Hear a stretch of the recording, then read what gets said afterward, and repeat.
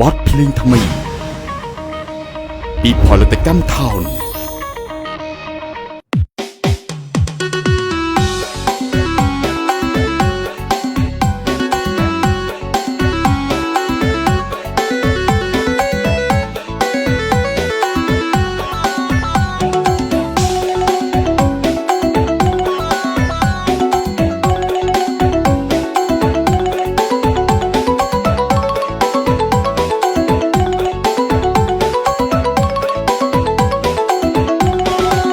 អូនស្គាល់ឬទេនោះគឺជាសត្វឆ្មាអូនស្គាល់ឬទេនោះគឺជាសត្វឆ្មាអូនភ្លេចត្រីកន្លែងណាឆ្មាច្បាស់ជាពំបាត់ឆ្មាមិនបានរៀនហើយគ្មានសញ្ញាបត្រ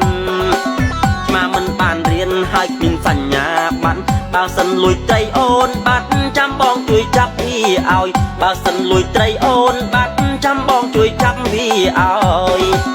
អេមិននឹងអត់យកសងហើយអត់អេមិននឹងអត់យកសងហើយឆ្មាមិនមែនមកបងខ្ញុំឡើយមិនបាច់រៀបរាប់ប្រាប់ទេមកយើងគ្នាមកចុះទៅចេញពីពេទ្យឬដើរជន់ពេគេទៅចេញពីពេទ្យឬដើរជន់ពេគេសុកសួរស្គាល់ឆ្មាទេអ្នកណាគេថាបងជាសុកសួរស្គាល់ឆ្មាទេអ្នកណាគេថាបងជា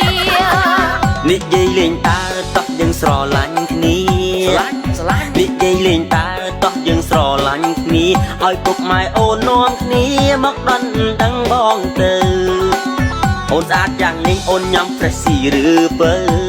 Freshy អូនស្អាតយ៉ាងនេះអូនញ៉ាំ Freshy ឬពៅបើសិនបានដន់ដឹងបងទៅស្រួលរកលុយចិញ្ចឹមបងបើសិនបាន